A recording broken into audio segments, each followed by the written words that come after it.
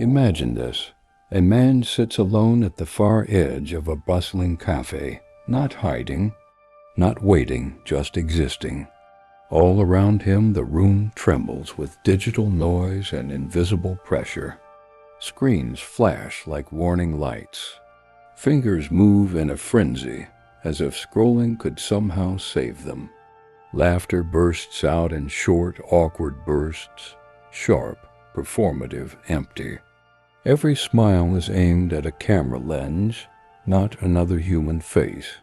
The couples rehearse affection for their story highlights.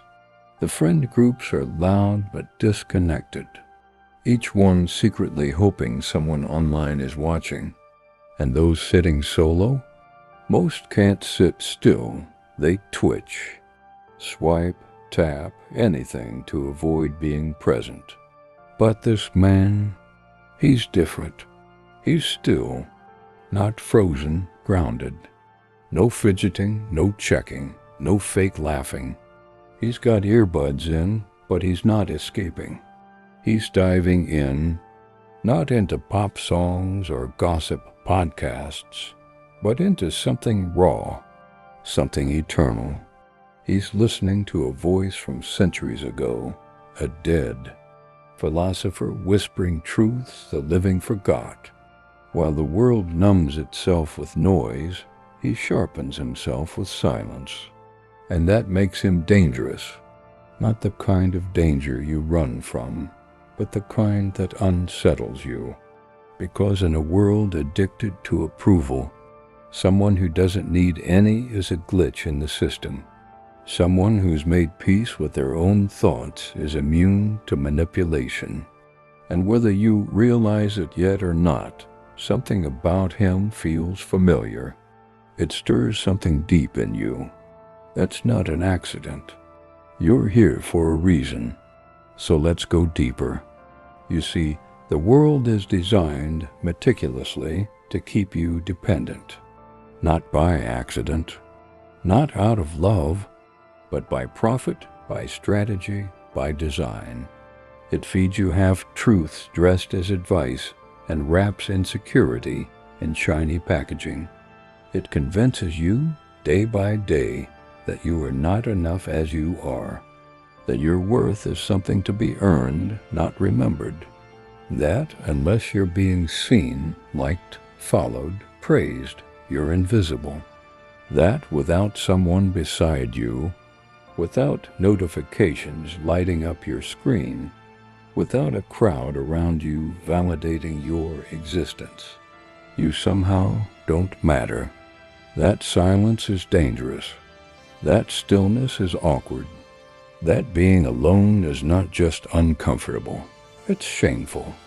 And that if you ever find yourself outside the noise, it means you've been left behind. But ask yourself, what if every single part of that was a lie? What if silence isn't an absence, but a presence? What if stillness isn't emptiness, but clarity? What if the person who sits in solitude without flinching isn't a misfit, but a master of self? You've been trained to fear being alone, not because it's dangerous, but because it makes you uncontrollable.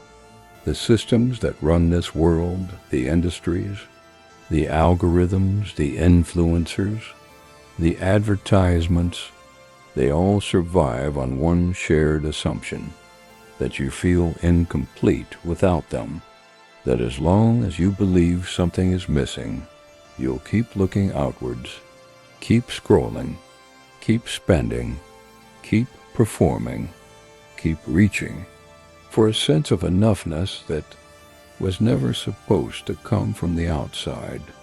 The moment you stop needing validation is the moment you become invisible to their grip. You vanish from their influence, not because you're lost, but because you finally found yourself. And they can't track that. They can't measure that. They can't monetize peace. They can't sell to someone who has already realized their whole. You become the glitch in the system. the ghost in the machine, the one who sees through the performance and chooses presence. And that, in this world of noise, is power.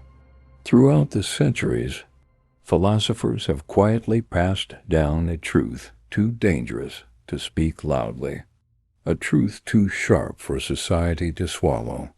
Men like Marcus Aurelius, a man who could command armies with a word, who ruled the greatest empire of his time, yet chose, night after night, to retreat into himself, to sit alone with his thoughts, to write not for applause, but for honesty, to question his own soul when no one was watching. And then there's Friedrich Nietzsche, a mind so honest, so piercing, it cracked under the weight of its own clarity. He dared to speak the things most only dare to feel. He saw through the illusions of the crowd, the safety of the herd, and chose instead the terrifying freedom of solitude. They both knew something that threatens the very structure of our world, that a person who learns to question their own thoughts becomes untouchable, because the moment your mind turns inward and stops being shaped by others, you begin to think for yourself. And in a world built on control, that's the ultimate rebellion. To think for yourself isn't a hobby, it's war. And solitude is the battlefield. That quiet room, that moment alone, that breath you take when no one is looking, that's where the fight begins. Have you ever really faced yourself fully and honestly? No phone, no playlist, no background noise to distract you. Just you and the voice inside, not the one you use for others, the real one, the raw one. Try it. Go ahead. Sit in silence with nothing but your thoughts. Watch how fast the discomfort creeps in. Watch how quickly your hand reaches for something, anything, to escape it. That feeling, that tightness, that restless itch, that's not boredom. That's your consciousness waking up. That's your mind knocking on the door you've kept locked for years. Most people hear that knock and run. They drown it out. They scroll past it. They stuff it down with noise, food, gossip, or distraction. Because facing yourself is terrifying when you've spent your life performing. But the rare few, the brave, the dangerous, they don't run. They turn toward it. They walk into the shadows and ask the questions others are too scared to even whisper. Who am I without a crowd? Who am I without constant validation? Without the filters, the comments, the roles I've learned to play? What parts of me were planted by someone else, and which parts are actually mine? These people aren't just alone. They are becoming. In solitude, they don't disappear. They emerge. They strip off the masks, burn the scripts, and start building a self that's real from the inside out. Their identity isn't handed to them. It's earned, crafted in quiet, forged in fire. That's why solitude for them isn't an escape. It's home. It's where the noise dies and the truth begins. Let's not sugarcoat it. The world doesn't really fear loneliness. It feeds on it. What it truly fears is something far more radical. The man who chooses to be alone and isn't broken by it. The woman who walks away from the noise and doesn't look back. The individual who no longer flinches in silence. Because that kind of person, that person is free. And freedom, real, internal, untouchable freedom, can't be controlled. You can't bribe them with compliments. You can't shame them into submission. You can't guilt them into playing along. They don't perform. They don't bend. They don't beg for a place in rooms they've outgrown. They don't want your stage, your spotlight, or your stamp of approval, because they've already approved themselves. While most are running toward applause, these people are walking into the fire of truth. They aren't avoiding the crowd because they're scared. They're beyond it. Their solitude isn't exile. It's initiation, a rite of passage into a level of awareness most will never reach. When you've sat with your own darkness, stared into the mirror without filters, questioned every belief you've been handed, you don't come back the same. You stop shrinking. You stop apologizing. You stop twisting yourself to fit into spaces that feel fake. You expand inward, and in doing so, you become something the world doesn't know how to digest. And yes, it comes with a price. People won't understand you. They'll label what they fear.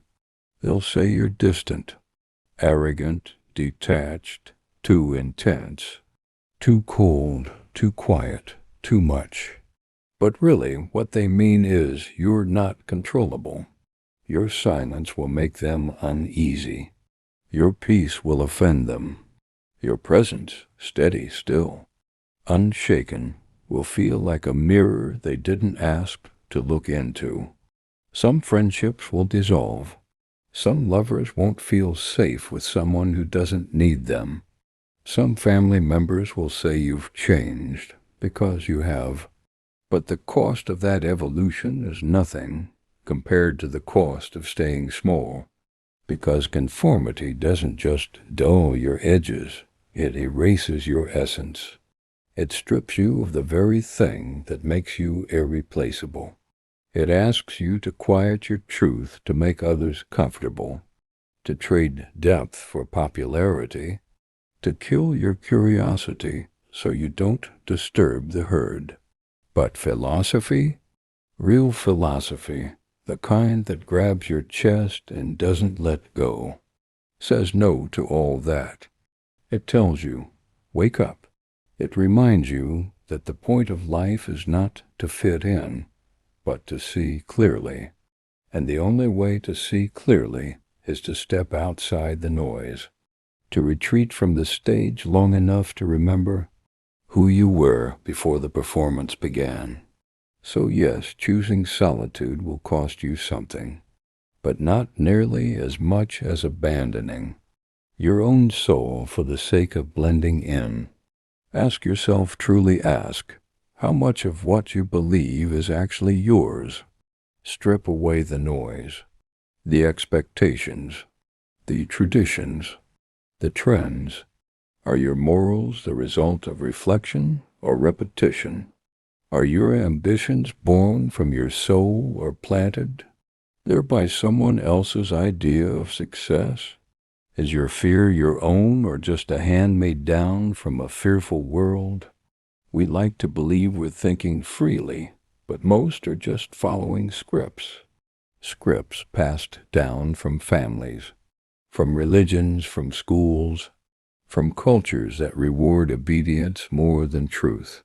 Most people don't live lives, they live patterns, pre-approved, pre-packaged, and passed off as purpose.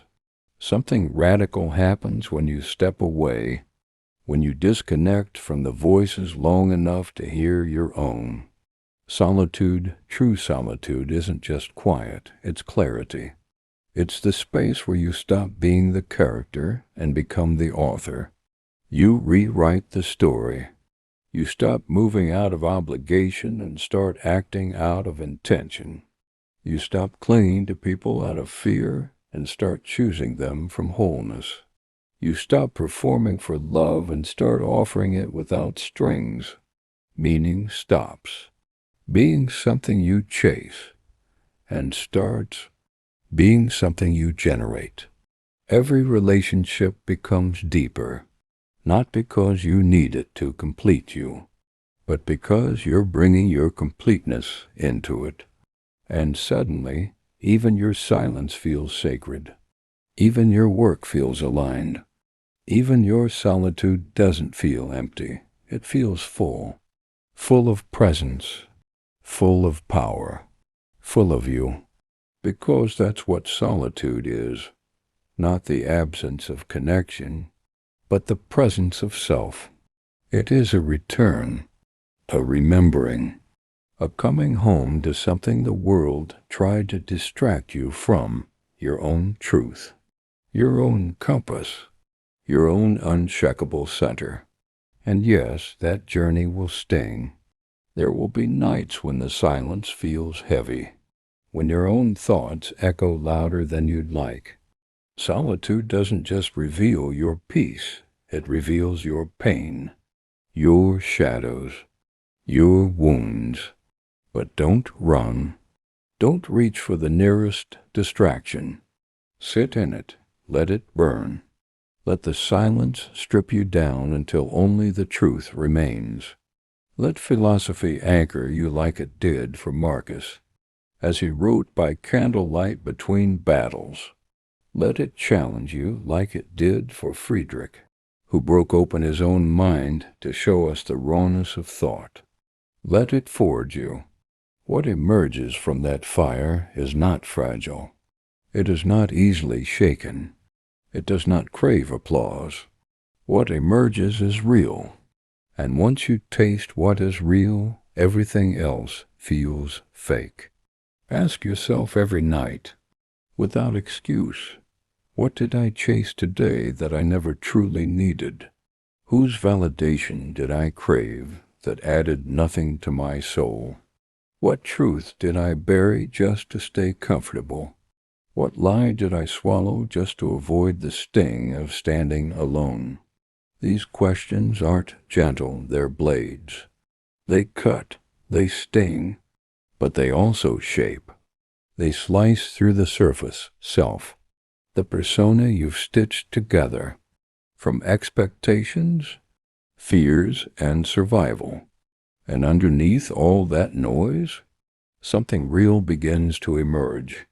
Not polished, not perfect, but undeniably you. And that version of you, that raw, stripped down, fully aware version is exactly what this world fears. Because that version can't be manipulated, can't be guilted into submission, can't be sold a false identity wrapped in trends and price tags. While most scroll endlessly, searching for connection and pixels and attention and filters, you will be still, watching, observing, unmoved, not cold, not bitter, just clear. Clear enough to recognize the illusion for what it is. Clear enough to smile not from ego, but from understanding. In a culture engineered to sedate, the one who stays awake becomes dangerous. The one who pays attention deep, uncomfortable, radical attention starts to see cracks in the mask of modern life. And once you see it, you can't unsee it. So here's the challenge, not a gentle nudge, but a direct call. Choose dangerous solitude. Not the kind that hides, the kind that heals. Not to escape people, but to strip away the false self you've become around them. Retreat not to run, but to return. Return to the mind behind the mask. Return to the voice you silenced to fit in. Return to the person you were before they convinced you that you needed fixing. Spend time with yourself, not out of loneliness, but out of reverence. Remember, you were whole before they convinced you you were broken. You were enough before the metrics, before the followers, before the filters. Reclaim that version. Sit with them, learn from them, and build a life from the inside out. Because once you no longer fear being alone truly, deeply alone, you cross an invisible line, a line that most people never dare to approach. And when you step over it, something incredible happens. You become untouchable. Not invincible, but uncheckable. No longer pulled by flattery. No longer controlled by guilt. No longer manipulated by fear of missing out, fear of judgment, fear of silence. You begin to move differently, calm, focused, rooted. And that's where real power begins. Not loud power, not showy, but quiet, controlled, undeniable. So, now ask yourself honestly, what belief are you finally ready to burn? What noise are you willing to shut out even if it leaves you in silence? What version of yourself have you been avoiding? Because meeting them would mean you'd have to change everything? That confrontation, that moment of inner reckoning, is where your life begins to shift. And if this stirred something in you, even the tiniest flicker, don't keep it to yourself. Share it, not as content, not as just another post, but as a lifeline. Send it to the one who's quietly drowning in the noise, to the one who's smiling in public but crumbling in private, to the one who's ready to hear that stillness isn't weakness, it's awakening, a world engineered to keep us asleep, scrolling, numbing, pretending. To awaken is rebellion. To awaken is freedom. And freedom? That's the most dangerous act of all.